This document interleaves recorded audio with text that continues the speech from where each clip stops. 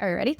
So in 2023, I wrote and produced a podcast called Between Two Worlds that explored the Philippine women's national team's journey to the 2023 FIFA World Cup. And it also explored the idea of what it means to be Filipino. At the end of the podcast, I said that it's my dream to one day visit the Philippines. Well, we did that. We did just that. And this is a visual representation of my journey. This is Between Two Worlds, the documentary. Can you keep up? Chitty chitty bang, I run this thing. Run this thing. Run this thing. Chitty chitty bang, I run this thing. Bang bang, bang bang. Chitty chitty bang, I run this thing. Run this thing. Run this thing. Chitty chitty bang, I run this thing. See you in 15 hours. When we landed at the airport, it was so surreal knowing that we were there. We had made it, especially getting off a 15-hour flight. Welcome to Manila, ladies and gentlemen. The local time is 5:30 a.m. and it is Tuesday, April the 9th. Please remain comfortably. We were greeted by my dad's friend who drove us from the airport to the condo that we were staying at. It was just so many feelings at once that I was overwhelmed with. Honestly, feeling like I was at home, visiting a place for the first time. Once we stepped outside and the humidity hit and we saw the traffic, the infamous traffic we've heard so much about, and the vibrance and the heartbeat of the city of Manila, it was really exciting. And again, for somewhere I've never been, it felt comforting and it felt like we were home. I had my partner Evan with me on this journey and also to produce this project, and it meant so much to me having someone really close in my life there to not only experience it for the first time themselves, but be there to witness me experience my homecoming for the first time. Maraming salamat po. As we all know, football is not what you would typically think of as the primary top sport in the Philippines. Everyone knows that Filipinos love and breathe basketball. Yet football has really carved its own space in the country.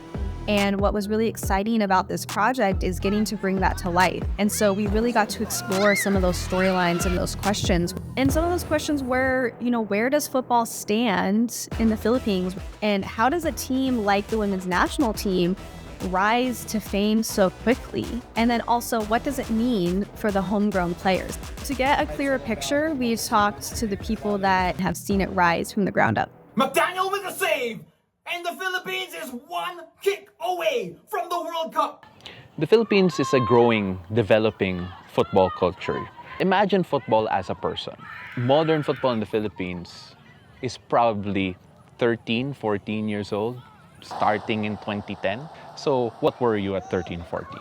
A bit awkward, but you're getting there, you're blooming, you're growing, and that's where we are right now. So Philippines is a very basketball-centric, a basketball-loving country, which is so different from the rest of the world because Philippines being a third world country like those in South America, you'd think that they would actually love football, and football is actually a sport where you could play anywhere. And my friends would play in the parking lots and just do makeshift balls. So one slipper, another slipper as a goal, and then we'd make balls out of paper. Football in Metro Manila, so things are quite cramped. The space and investment would actually go to building basketball courts instead of football fields. I think in the provinces, there's definitely still more space, and football is actually doing well in the Visayas region and in the Mindanao region. But their problems is getting girls and boys into playing football, actually holding high-level tournaments for them to improve. When we get to the national team level or the professional level, I think we're still a little bit behind when to compete at the higher level in the Asian countries. It's just the accessibility. I think that's the challenge here. But most of the spaces is in the provinces where there's going to be 11-a-side pitches, but then there are not enough tournaments. There's not enough fields. There's not enough programs accessible for kids who are a little bit unfortunate to be playing football. We are seated in the historic Rizal Memorial Stadium. It is one of the oldest buildings here in Manila. So it actually survived the Second World War, and I think just as a landmark for Filipinos and also Filipino footballers is very historic and meaningful. I think the historic goal by the men's team back in the 2010s, which really started the rise of football. The Miracle of Hanoi is a group stage match in the 2010 AFF Suzuki Cup. So it's like the CONCACAF Gold Cup, but for Southeast Asia. So the Azkals back then, they are heavy underdogs. We were always known as the whipping boys of Southeast Asia. But this group of guys, we were special. Wants his wall to move a little to his right. The Vietnamese captain! That wasn't too far away. Now we really had that bond of a team, and we knew what we were fighting for. Those players went to Hanoi against a hostile crowd of 35,000 Vietnamese. The attack. Philippines have gone in front. Upset the defending champions so hard that their head coach refused to shake hands with our head coach after full time because he can't believe that they lost to a nation known for basketball. It's like the turning point of the rebirth of the Filipino football community here. From that one game, so much changed here. Hundreds of youth academies popped up, not just like here in the city, all across the country. And then 10 years after that, where us Filipinas won our very first AFF Championships gold medal. On the final match, I think the attendance then was over 7,000. This grandstand was practically full. Them playing at home made a big difference because it made them relatable and reachable to the local fans. So this is the championship photo. I'm over here and all my teammates, Haley, Ina, T, Ava, Jackie, Tara, Shai, and we're all celebrating our very first regional gold medal tournament in Asia. So that really piqued my interest. I got first dibs to wherever they were going. The coach back then would let me know so I can take the photos and I can post it online. And I was posting it in Tumblr, numerous football groups just to spread the word that hey, we have a women's national team because they were basically unheard of. It was just supporting them via live stream. We just knew that they were going to compete internationally. We knew that our Filipinas were talented, but then it was just sad that there was not enough support, especially in terms of TV and broadcast coverage back then.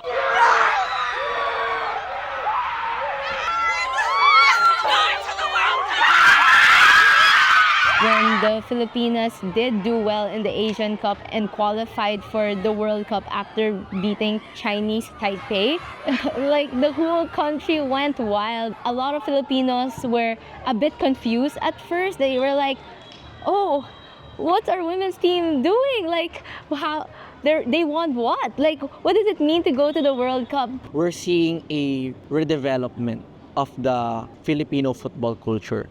And the most promising part of it is it's being led by the fans. Most of the people watching back then were just the families of the players, the coaches. But now you see fans slowly but surely filling up the stands. In the national team games, we're already getting consistent crowds of 5,000 people and above. If you're gonna say to us 5 years ago that this won't happen, we'll probably laugh at your face.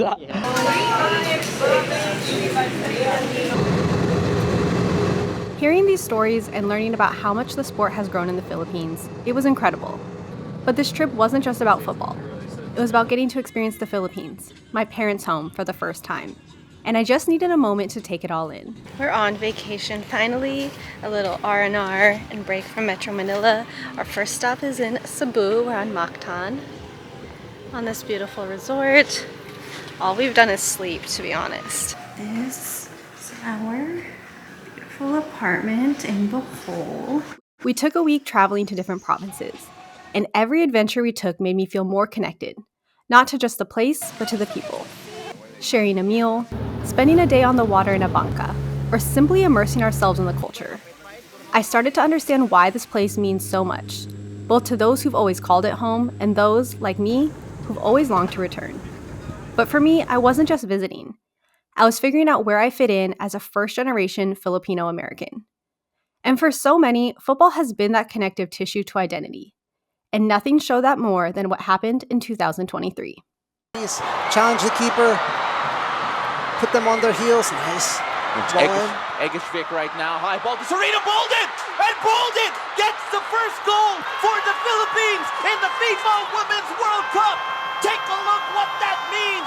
She's done. The moment though when Serena Bolden hit that goal to give the Philippines the lead, I remember right before that free kick that led to that goal, I was able to talk to Armand, my partner. Said that, look, I have a feeling there's a chance you're going to have a goal. And it's just one of those things that you feel what's going to happen. We had to get it right and give the audience a chance to be part of it. Let people know, the millions watching in the Philippines, that this is how we're celebrating. So they scored a goal. I cut the mics just to let the crowd come in.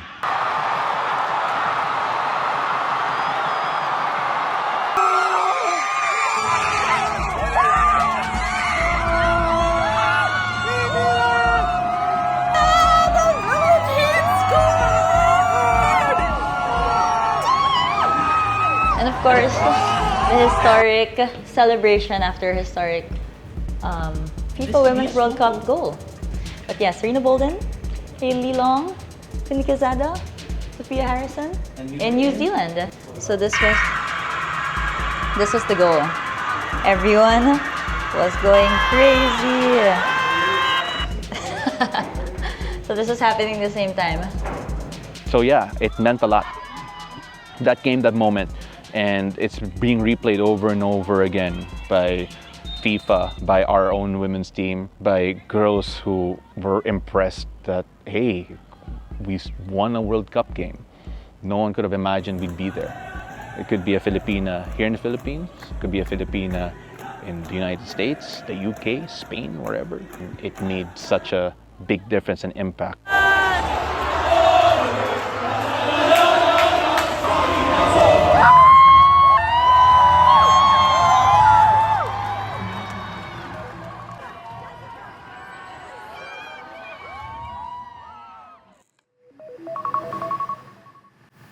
I'm very excited for today. We have a full day of football, and I think I'm gonna really get a taste of the culture here in not only the Philippines, but specifically Metro Manila.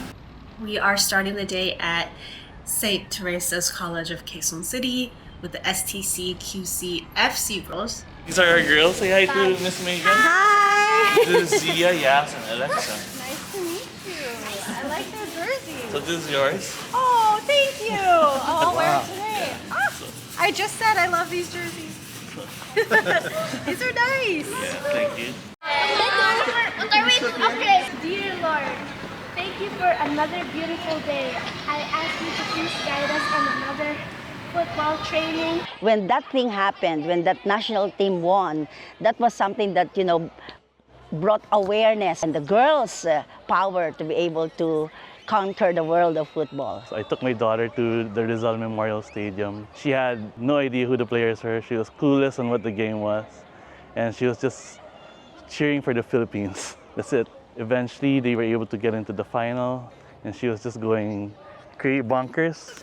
As when the family council tasked me to do the parenting seminar, I tried to tap on sports, which was football. Carl Tan came to me, he proposed it to me, he gave me this opportunity. I'm running the program here, and he gave me a background, letting me know that it's an all-girls school. They haven't had any football program, but there's a lot of possibilities. And it was just the perfect timing because women's football was growing very big. There was so much interest. All right, 3, 2, 1,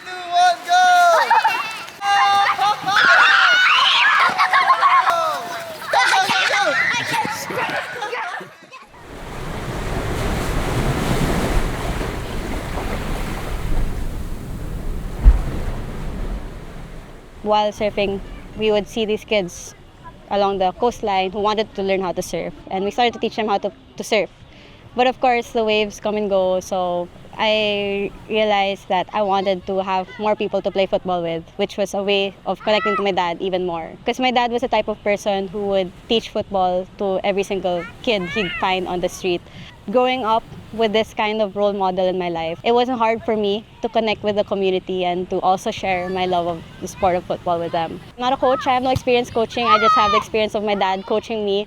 So I just got a bunch of balls, we borrowed some goals, we brought them to the beach, and because of course futsal shoe is expensive and the most accessible way to teach football is through beach football, where you just need your bare feet and 2 goals and a ball. I just started to teach them the basics of like, okay, these are the 2 goals, we just have to shoot at each other, and then along the way I would teach them the basic rules, no handballs, no fouling and all that. That's kind of how the whole journey of football began. We're entering a city called Quezon City, which is where I'm from. Okay. Hey guys, so my favorite color is blue. Lock your foot. Lock your foot. Yes, come on. Make sure second post, but angle sa ball at angle sa goal. Ha, hindi yung nasa labas tayo masyado. So we're starting to grow football in our country compared to, like 2-3 years ago.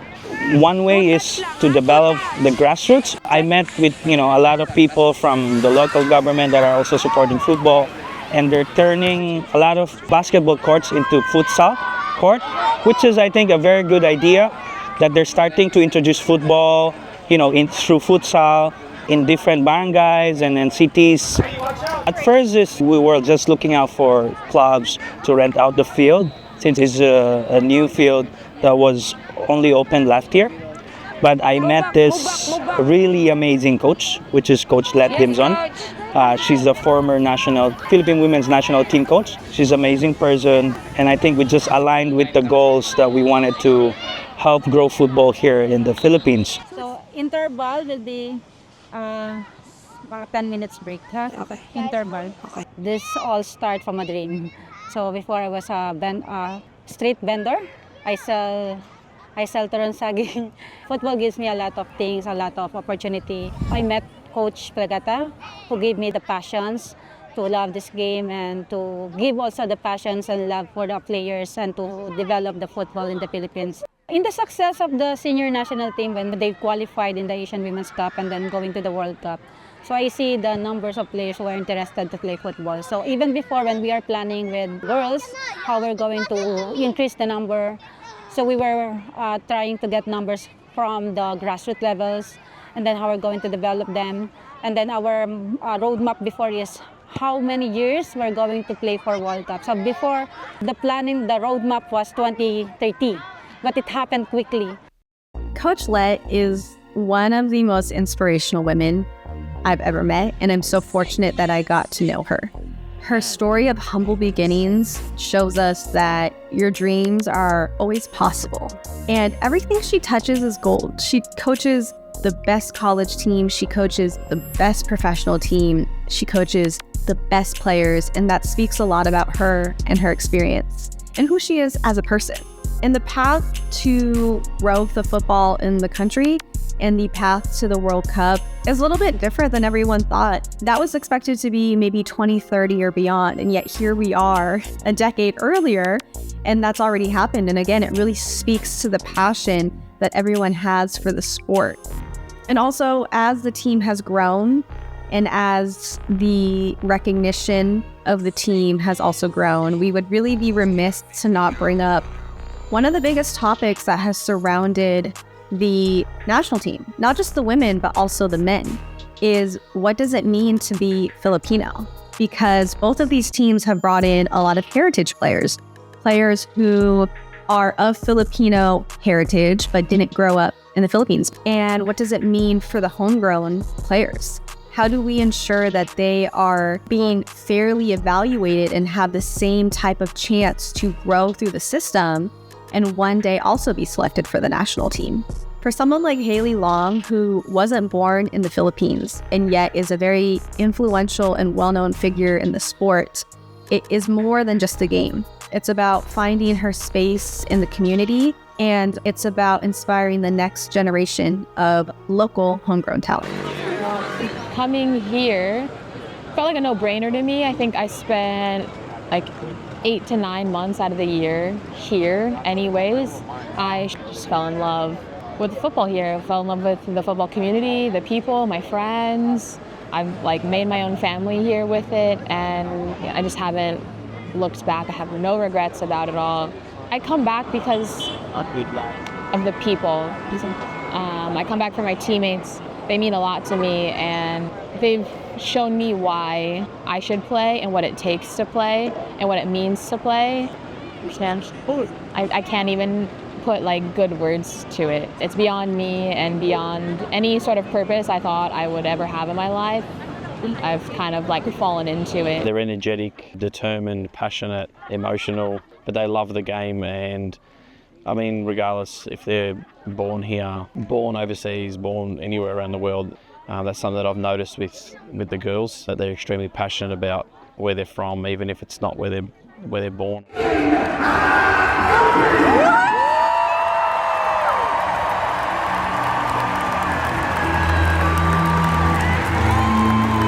A lot of the homegrown players felt a bit left out because most of the players were overseas-based players, but we're slowly developing the younger players. It's interesting because I'm sure even if that happens, I think the discussion about the local-based and the overseas-based players will still be a thing. But because it boils down to the definition of being a Filipino, I think. And Filipinos we're very global. We're everywhere. The question about heritage is, it's not going to be something solved in a generation or in a couple of weeks or months or maybe even a year. It's gonna take a lot of time, simply because the shared experiences are gonna be different. If you're a Filipino from the Philippines, it can be different from the experience of a Filipino who grew up in Madrid, who grew up in LA, who grew up in wherever, Tokyo. The thing is that what binds everyone together is that blood. And the question is, what do you do to fight for that blood? Is there a question of identity? Because the hundreds of millions here in the Philippines have a different experience compared to those who are not from here, not from the Philippines, who are Filipino but have grown up experiencing different cultures, who are trying to rediscover what it means to be Filipino. To be Filipino means kapwa. Kasama mo yung kapwa. Lahat tayo magkakapwa. Louder, ha? Fight or team? Fight. 1, 2, 3. Bella! Fight! What? No, I think we should fight, guys. Team, bro. Go. The growing trend now is, I think, the national team or the program that they're trying to implement is that they're looking for the younger players, as young as like 12 or 13 years old. So as early they can, spot possible players for the national team. There's been a lot more hype around us, and the awareness and reach has gotten a lot bigger, but also just to see how much interest there is and involvement in our youth program now. We didn't have much of a under 17 or an under 20s program to kind of filter up into the senior team, and that definitely has increased in growth and so much improvement over the past year after we were at the World Cup. So when we first got to the Philippines and shared what we were doing here on social media, Adidas Philippines reached out to see how they could help support. And at that point, we had already gone to a couple academies, and we noticed that the kids were using older soccer balls. So we asked Adidas Philippines if they'd be willing to donate some soccer balls to these academies, and they sent over 10 of them. And we are on our way back to STC in Quezon City to drop these off with the girls, and I'm very excited. Oh, I'm actually gonna cry. It was just really wonderful to meet all of you and for all of you to welcome Evan and I here. And I think what you're all doing is incredible, and I want you to keep being inspired to play football. So Adidas Philippines and I teamed up, and we brought you all new soccer balls that you guys can play with. Thank you. Thank you. Hey guys. Okay. Thanks. You're welcome. We're starting to have opportunities now, and so we have to, as the football stakeholders, fan supporters, they need to be supported, because otherwise, after a few years, if the national team doesn't do well, they may end up folding or God knows what. There's very, very few clubs who have, lasted throughout the years. And so I hope the public will continue to support them, not just the national team, but like football in general. It's a beautiful game. Football is a beautiful game, more than basketball. Yeah. Strong statement. Yeah, that's true. That's true. The most famous sport, not basketball. Come on, guys. Filipinos are short. We're fast runners. We're strong. We play football. When we had a visitor, volunteer coach who came here and saw our kids playing, and he was like, these kids are really good. They have the stamina because they've been playing on the sand their whole life. So they're really tough, they're fast, they don't get tired. So they were like, these kids have so much potential. And I know a lot of coaches in Manila who would love to get these kinds of kids later on for college. And that was kind of what opened up our eyes that, oh, sports can actually truly make a difference in their lives. They have actually chance to get athletic scholarships. Growing up playing football, it was a small community, but when I moved to Manila, I saw how football impacted a lot of people, including me. It taught me through a good university. I was able to meet a lot of amazing people. I was able to see really how this sport can really make someone's life way better than they could have imagined. So that's really been the whole reason why we focus so much more on football, because of the possibility of getting like scholarships for the kids, because these are children of fisherfolk families, and for sure no one in their generation has ever even gone to college or finished college at least. And we have a balikbayan box, which is basically when people from the States or overseas bring gifts and goods back to the Philippines for their people. And so we traveled all the way from the States with 15 brand new pairs of soccer cleats donated by Ida Sports and a handful of gently used soccer jerseys. So we are about to go grab the box and surprise them right now. So here we have everything in here.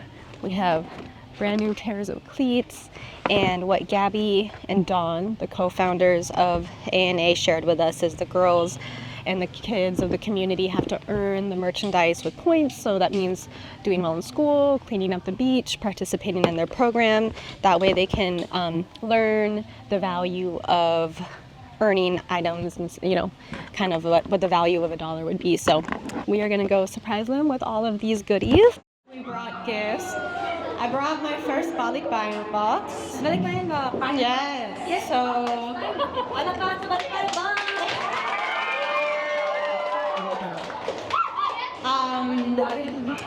in here, back home in the States, there is a company called Ida Sports, and they are a football cleats company that makes shoes specifically for girls and women's feet. So they sent me with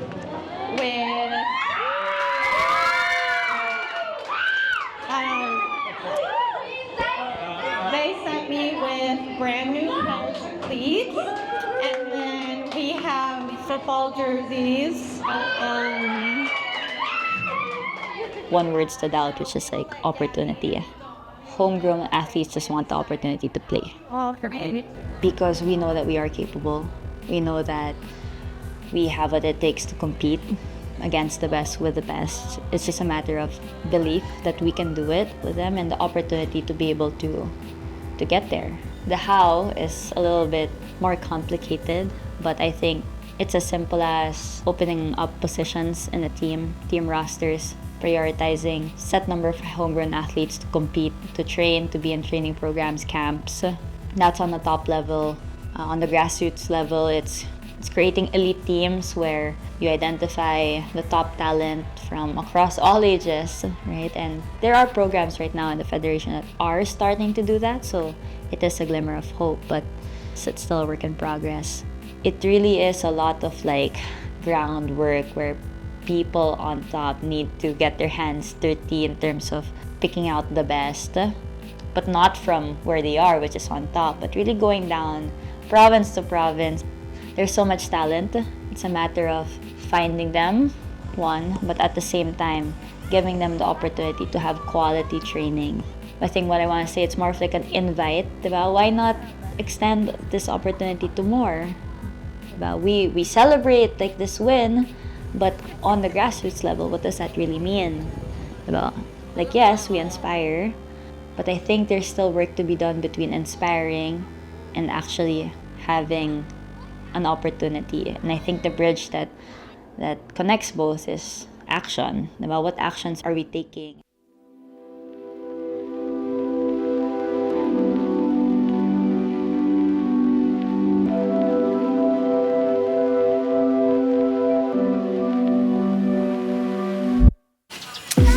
So we are in the last 12 hours of our Philippines vacation / trip. Watching the girls play beach football. The sun is setting is the most fitting and beautiful way to end this trip. I can't even put into words what being here has meant to me, to seeing my homeland, to meeting the future of women's football in the Philippines, to making new friends. It makes me really emotional, and I think this just means only the beginning. I will be coming back. I will continue the storytelling, and I will continue to discover and connect with my heritage. And I am just so grateful for the last 3 weeks. Maraming salamat po. Until next time. Something that's inside felt nothing at all, but it recognizes you.